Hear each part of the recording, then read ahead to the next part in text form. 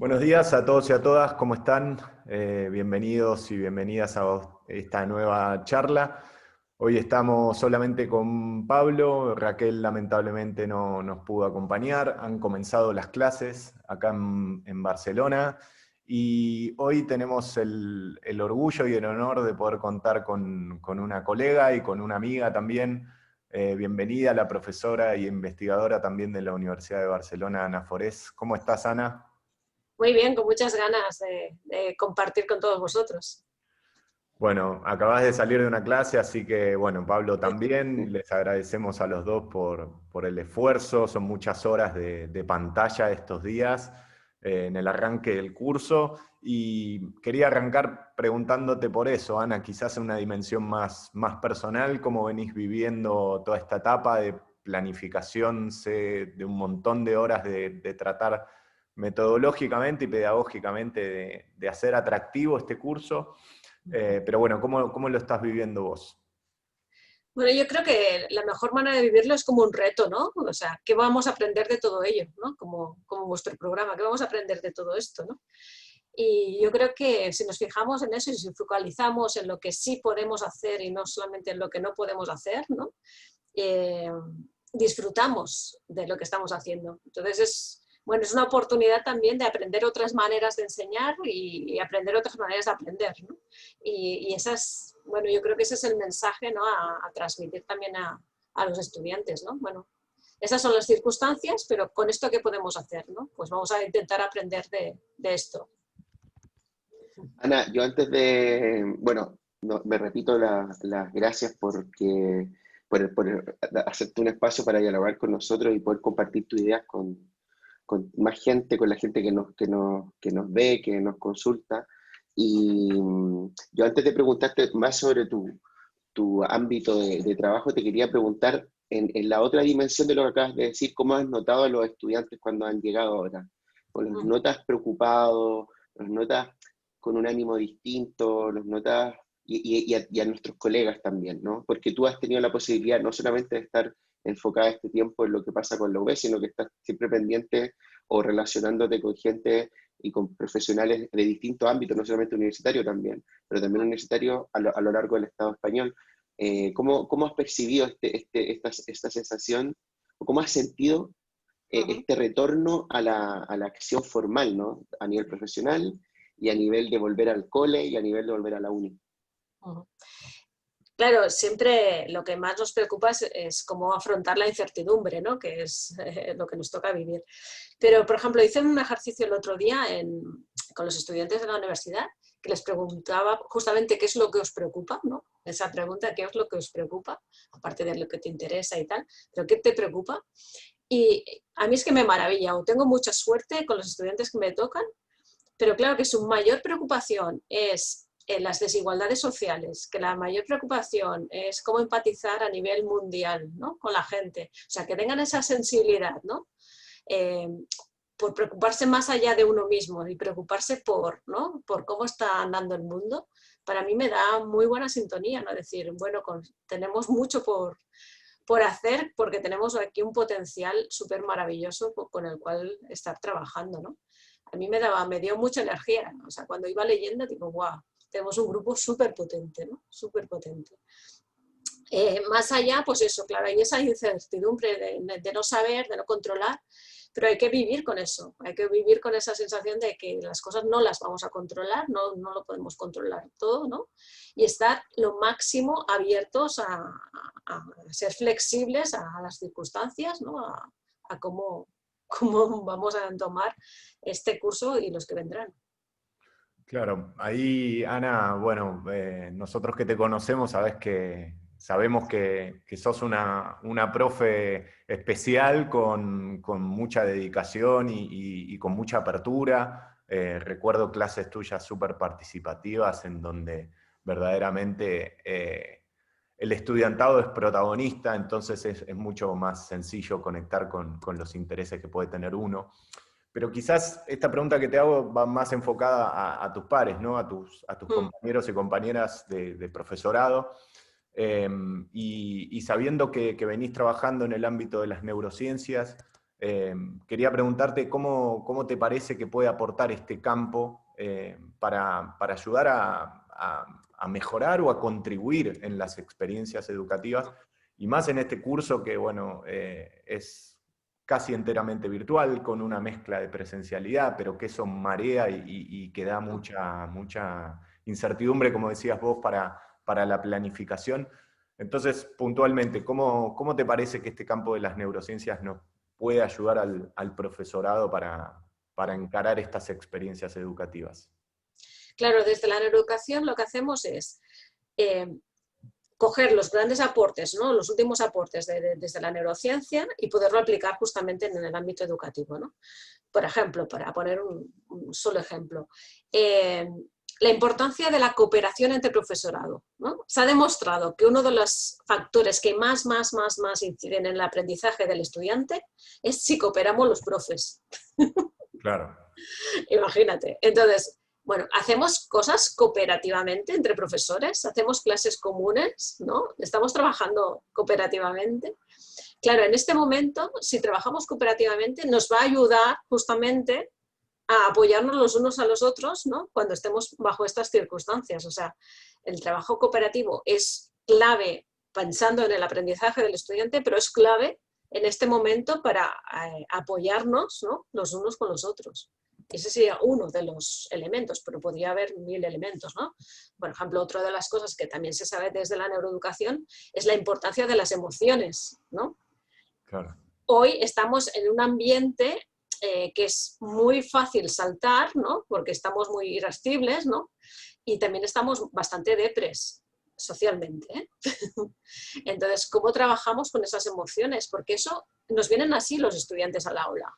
Y si yo no lo sé y los ataco con contenidos y no he trabajado el cómo estáis, ¿no? Claro. Ese aprendizaje no se va a dar. Entonces, tengo que trabajar primero que estén bien, que nos cuidemos mutuamente, para que después puedan aprender algo. Entonces, ¿qué importancia le doy también a las emociones en el aula? Que también es básico. Ahí quizás bueno, surge, sí, dale. perdón Pablo, Sí, ahora se nos vienen mil preguntas. sí, Dale tú, Ezequiel. una Dale. repregunta.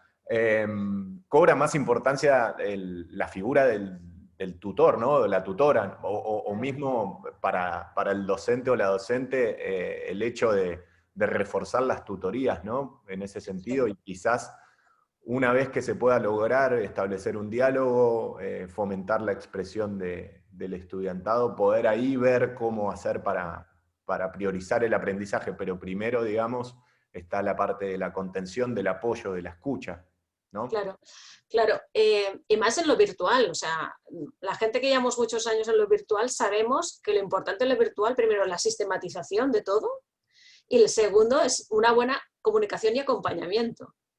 Entonces, la tutoría no deja de ser ese acompañamiento. Entonces, ¿cómo acompaño a ese estudiante para hacer ese camino, ¿no? Y que no se nos pierda o nos abandone?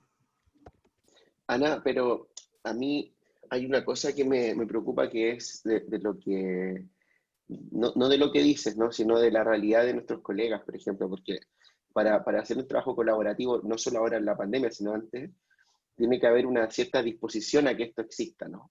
Yeah. Y a veces esto no es tan fluido y más con la incertidumbre que se vive, quizás se complejiza.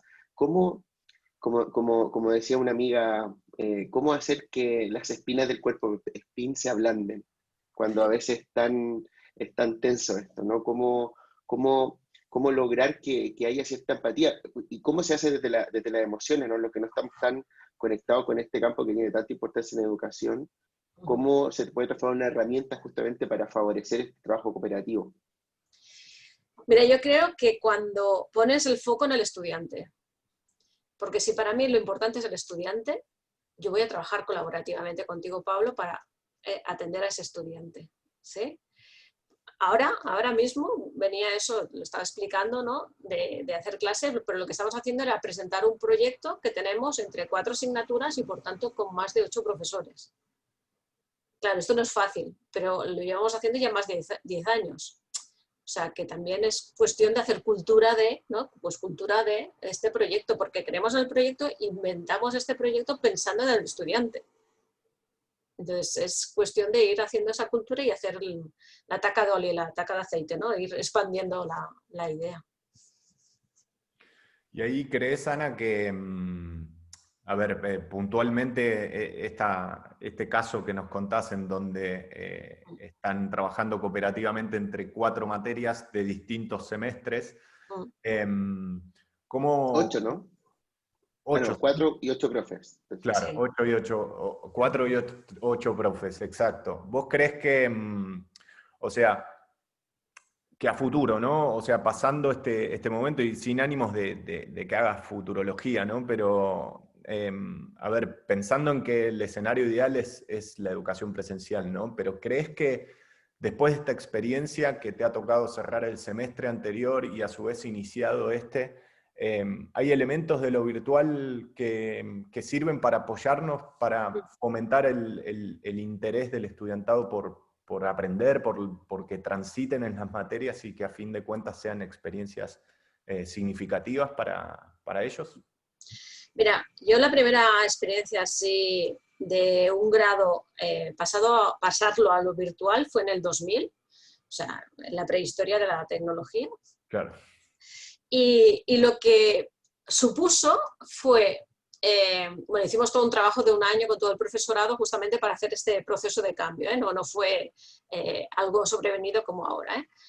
Pero lo que mejoró lo que mejoró fue la presencialidad.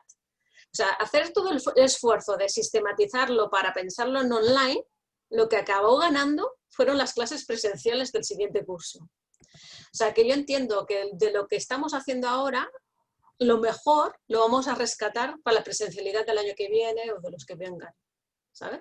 Claro. O sea, haces un esfuerzo, hay profesores que nunca se habían replanteado la evaluación.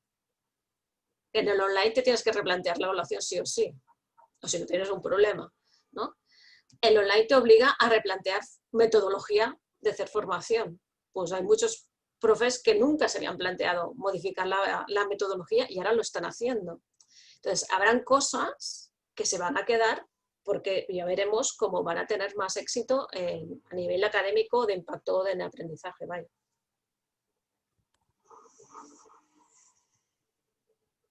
Pablo, ¿vas tú? Creo que estás mudo. Ahí sí, no, es que el micrófono no funcionaba. Dentro de estas primeras experiencias, ya que estamos enfocando la conversación hacia allá, de docencia online que yo estoy teniendo esta semana que empezamos las clases, y no he sabido resolver. Yo creo que a muchos colegas con los que he hablado les pasa lo mismo. Es cuando un estudiante nos dice no quiero encender la cámara. Y no quieren, y no dan un motivo de fondo, no me apetece, no me siento cómodo. Claro, uno está acostumbrado a la presencialidad, a estar con el cara a cara, a estar tratando de crear esa comunidad que tú haces referencia y que siempre has defendido, ¿no? La relación más horizontal entre el estudiante y el profesor, donde el estudiante sea el centro. Pero cuando un estudiante te dice algo así, es difícil, ¿no? Pensar en que puede haber horizontalidad si él prefiere mantener ese anonimato. Y por otro lado, tampoco sin que yo tenga la necesidad a través de la coacción, decirle, no, conecta la cámara porque es una obligación y tienes que hacerlo. No he sabido cómo resolver esto. ¿Qué hacemos? Porque yo creo que va a ser el pan nuestro cada día durante este semestre, ¿no? Encontrarte haciendo una clase con estudiantes que de una u otra manera los tienes que incentivar, pero que a lo mejor no quieren mostrar su privacidad, su casa, y tampoco los puede hacer sentir presionados. ¿Cómo lo puede, cómo nos puede ayudar a entender este fenómeno? Claro, si hablamos de adultos, porque otra cosa fueran, ¿no?, menores de edad, si son adultos, claro, yo les invito, no los obligo. E intento explicarles la razón de lo que para mí es importante. Es decir, yo necesito verte. Yo necesito verte para conectar contigo. Es una necesidad mía, como en este caso como maestra, ¿no?, como profe. Y es intentar trabajar desde la empatía, ¿no? Y claro, respetando también esas intimidades, bueno, que ahora hay fondos de pantalla súper maravillosos que puedes utilizar y ese no es el problema, ¿eh? Entonces intentar llegar desde ahí. Claro, seguro que habrá alguien que no querrá, ¿eh? Y ahí tenemos, bueno, por suerte como tenemos la semipresencialidad ahí lo vamos a salvar.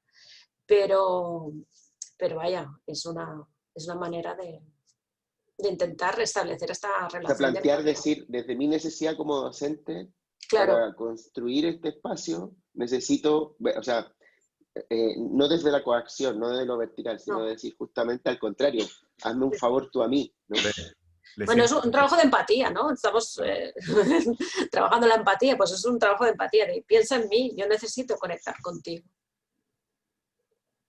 No, claro, sí. En cierta medida interesante, Ezequiel. Ana, en estos tiempos de incertidumbre, como decías vos al principio, estamos escuchando hablar mucho y vos también haces mucho énfasis, te hemos leído escribir sobre el concepto de resiliencia. ¿Por qué considerás que, primero explicarnos un poquito desde dónde lo encuadrás para trabajar en tus clases y desde dónde haces como un análisis tuyo personal que es un concepto fuerte e interesante para estos tiempos que estamos viviendo? Claro, la resiliencia es la generación de oportunidades, ¿no? O cómo salir fortalecido ante una adversidad. Entonces, claro, en estos tiempos hay muchas oportunidades para poder resiliar, ¿no? Lo que pasa es que no podemos esperar a trabajar la resiliencia cuando ya truena, ¿no? O sea, empezamos a trabajar la resiliencia ahora que ya tenemos, ¿no?, el problema encima, sino tendríamos que estar trabajando la resiliencia desde muy peques, ¿no?, como se trabaja eso, la empatía u otras habilidades, ¿no?, para justamente cuando viene una más gorda, ¿no?, tirar de los recursos o las estrategias que hemos ido adquiriendo durante toda la vida, ¿no? Entonces la resiliencia es ese proceso vital de hacer frente a esas situaciones y salir fortalecido o transformado. Entonces, wow, sí que es muy importante. Ana, recién dijiste un tema súper significativo, que es trabajar desde la infancia, este aspecto. Cuando está tan en debate, es que yo, bueno, todo esto lo hemos conversado, pero y uno piensa en el pre-COVID, se ve tan lejana esa etapa, y como que no tiene mucho sentido pensar en hacer un cambio, un sistema previo al COVID, como tú dijiste, sin que tengamos alguna certeza de lo que viene, ¿no?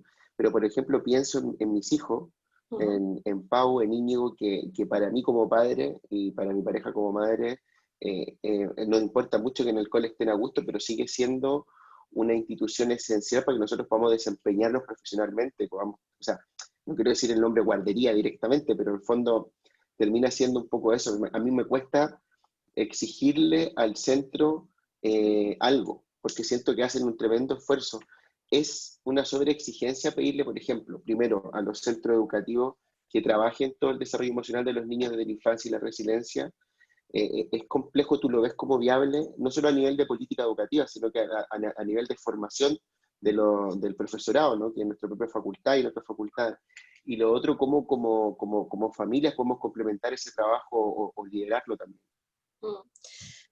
Yo lo veo factible en el momento que lo veo integrado, no es la asignatura de resiliencia, ni mucho menos, sino cuando yo estoy desarrollando cualquiera de las materias, ¿no?, se darán casos, ¿no?, de frustración, ¿no? Entonces ahí yo puedo trabajar la resiliencia indirectamente, pero ya como una habilidad que tú vas desarrollando o desempeñando, o sea que yo sí que lo veo factible y además hay colegios que también tienen el día de la resiliencia y la clase ese día como que focaliza la mirada en la resiliencia, por ejemplo, para ponerte un ejemplo así simple. Sí, por favor, interesante. Sí. Pero ¿cómo se trabaja el día de la resiliencia? Como, por ejemplo, bueno, lo que hacen son propuestas de los mismos estudiantes y van haciendo como un banco de recursos para que también puedan utilizar otras aulas o otras edades. Entonces pueden, bueno, no sé, pues si queremos trabajar más desde, no sé, de la autoestima, pues hacen un pequeño ejercicio de autoestima, pues cada niño, no sé, yo qué sé. Bueno, hay muchas actividades que se pueden desarrollar, ¿no? Claro. O sea, Ana, te hago una pregunta que se me vino recién. Hablando de escuelas, en algún punto, ¿qué consideras que luego de la crisis que estamos viviendo, o sea, luego no, estamos viviendo una crisis hace ya 6, 7 meses, desde marzo, y el principal foco está puesto en la sanidad, por supuesto, pero desde nuestro punto de vista y a lo largo de estas charlas hemos visto que la escuela y que la educación en general ha cobrado como un foco, los ojos de la sociedad después de lo sanitario vienen hacia la educación. Y en ese sentido quería preguntarte tus impresiones para ver si esta crisis va a ser un punto de inflexión, si van a haber cambios sustantivos desde tu punto de vista, por lo menos a nivel de lo educativo, a nivel de lo escolar, a nivel de lo emocional que vos estás planteando que es tan necesario trabajar desde peques. ¿Vos en ese sentido sos optimista o sos un poco más pesimista? Cuando vuelva toda la normalidad, entre comillas, ¿volverá a ser todo como antes o podremos aprender de las lecciones que nos deja la pandemia? Yo quiero pensar que podemos aprender. La historia es si tenemos la actitud para aprender. Lo que sí que es cierto es que a los docentes no los estamos cuidando como los tendríamos que cuidar, ¿no? Igual que al personal sanitario no se le está cuidando como se tendría que cuidar, a los docentes tampoco. Estar 8 horas con una mascarilla hablando, bueno, yo creo que los que están por encima no saben lo que es eso, ¿no? Y lo que implica eso, entonces hay que buscar también recursos y reconocimiento al profesorado. Yo creo que la educación cambia cuando también se les reconoce al profesorado, al maestro, el papel que tiene y que juega en la sociedad, como hemos visto que es imprescindible.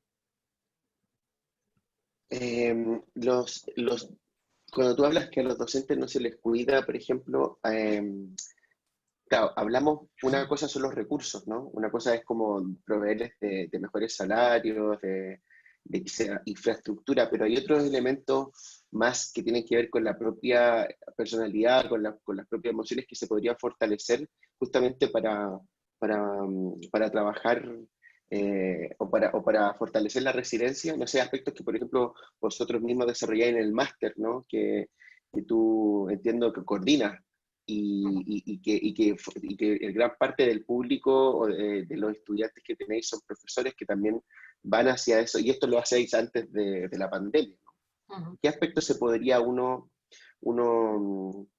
qué aspectos se podrían dotar, por ejemplo? ¿Qué elementos se podrían dotar al profesorado para fortalecer algo que vaya más allá de lo estrictamente salarial, económico, ayudas, etcétera? Bueno, yo creo que primero el conocimiento de uno mismo, ¿no? de todas nuestras potencialidades y nuestras limitaciones, de saber de que nuestras vulnerabilidades nos hacen más fuertes, ¿no? Entonces el sé conocerse para poder reconocer al otro, ¿no? Después ese trabajo en equipo con los demás, que también es súper esencial, ¿no? Y después lo que hacemos nosotros, claro, es como es de neuroeducación, es conocer cómo funciona el cerebro para poderlo aplicar a la educación, ¿no? Que esto tenía un viaje, ¿no? bajo este tema. Pero sí, yo creo que los profesores se merecen ese reconocimiento social y ese apoyo también por parte de las familias, ¿no? Para que se trabaje mucho más desde y con las familias y desde y con la sociedad. Claro. Ana, quería preguntarte por el máster que estás coordinando. Han arrancado hace poco, contarnos un poco de qué va, de qué trata y cómo están encarando la experiencia para este curso. Bueno, es un máster de neuroeducación. Nosotros llevamos 5 años con el posgrado de neuroeducación y era como para hacer el segundo año y hacerlo máster. Y bueno, lo hemos enfocado, tenemos también eso, mucha suerte porque los alumnos que se han apuntado, porque ya los conocemos porque los hemos tenido en el posgrado, es la creme de la creme, súper motivados, súper entusiastas. Ellos están apoderando, dijésemos, apoderando del máster, o sea, son ellos los que llevan la batuta, ¿no? de lo que vamos a establecer. Y el profesorado también está hiper implicado. Por ejemplo, esta semana todas las tardes tenemos clase de máster, en este caso online, porque estaban pensadas presencialmente, pero les hemos trasladado a julio. Y estamos todos los profesores participando en las sesiones de los compañeros. Claro. Y eso ya es un hecho significativo, ¿no? Que todos estemos escuchando lo de todos. Y todos ¿Esa iniciativa de dónde surge? Interesante. Esa iniciativa surgió de nosotros mismos, o sea, la necesidad nuestra también de saber y compartir. Y lo diseñamos juntos y estamos juntos, bueno, siempre que haya una circunstancia personal que lo permita, es decir, que alguno en algún momento pues tiene clase o tiene no sé qué y no puedes estar, ¿no? pero la máxima es estar todos en todo. Claro, como un codiseño, digamos, de la planificación de todo lo que se ve y sucede en las materias, ¿no? Ahí está. Hay como se involucra muchísimo el estudiantado y termina como teniendo muchísimo más sentido, ¿no? Para ellos y ellas. Está buenísimo. ¿Yo o tú? Vale. No, es que yo quiero llevarte a otra área de especialización y de trayectoria que tú has desarrollado, que es el tema de la educación social, que evidentemente enfrenta también unos retos muy significativos en este escenario, ¿no? Entonces me gustaría, de tu opinión, saber, por ejemplo, para el propio educador social, que ya está implicado en comunidades, ¿no? Y también para nuestra propia responsabilidad formadora de educadores sociales, ¿qué retos representa o puede representar esta propia crisis, ¿no? Porque yo no sé si tú estás de acuerdo con llamarle crisis, ¿no? O este escenario de cambio, quizás. ¿Hacia dónde debiese fortalecerse el propio oficio del educador social? ¿Hacia dónde debiese nutrirse? O hay aspectos de los que debiese nutrirse, incluso, ¿no? Que podrían enriquecer su propia estructura profesional, el vivir estos últimos 6 meses tan extraños, ¿no? Tan bizarros, tan duros en algún sentido, pero como nos dijo hace poco Cristóbal Suárez, también una experiencia de aprendizaje única, ¿no? O sea, cada día. Sí. Claro, en lo social, en esta situación todo se agrava, ¿no? Entonces hay más desigualdad, hay más injusticias, ¿no? Todo es más puñen, ¿no? Más incisivo. Entonces, nos tocará trabajar como educadores sociales, pues eso, con más vulnerabilidades, ¿no? Y sobre todo requerirá de nosotros como profesionales, debemos ser mucho más creativos en el sentido de intentar buscar respuestas que nunca habíamos encontrado antes, ¿no? Entonces, mucha flexibilidad, ¿no? Y mucha creatividad, que son dos de las máximas que nos pide este momento, y mucha calma. Sí, y ahí Perdón, pero Dale, ¿cómo dale. tener calma ahora? O sea, no sé si desde la neuroeducación hay Claro, alguna herramienta como para tener cierta calma, porque yo claro. hoy día, por ejemplo, bueno, espero que esto no lo vea mi pareja, pero me enfadé con mi hijo pequeño que está en casa en cuarentena porque quería ver la tablet y yo no quería que viera la tablet porque lo único que quería era ponerme a trabajar ya, porque tenía tantas cosas que hacer. Y después como que me daba cuenta que, claro, que me faltó ahí cierta, no solo empatía con él, ¿no? Cierta tranquilidad, como para saber que hay momentos para todo. Y esto me recordó tanto esos meses del confinamiento, donde todos los días eran igual, ¿no? De duros, duros, duros.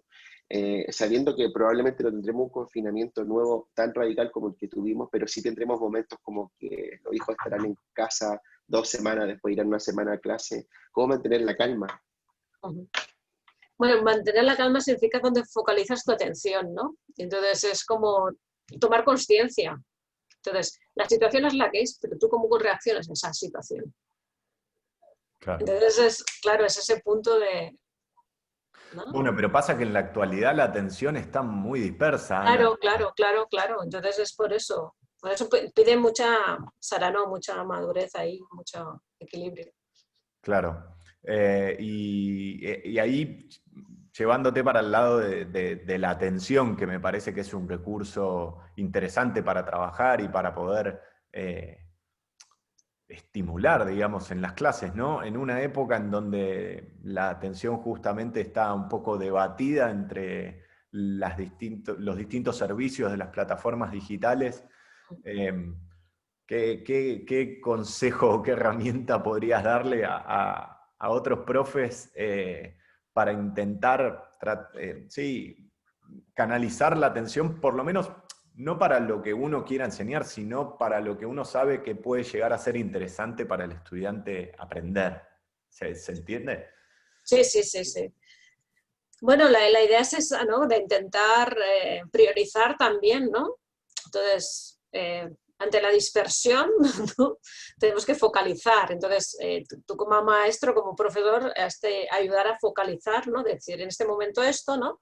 Pues tú con tu peque, pues ahora papá tiene que hacer esto, después haremos esto. O sea, explicarle que hay unos momentos para cada cosa tiene su momento, ¿no? Esto, Claro. ¿no? Y ya, ¿no? Pero que él te entienda, que no es un no porque no, sino que es un no ahora, en este momento, por esto. Y, ¿no? Aunque son pequeños, lo entienden, ¿eh? O sea, es un proceso.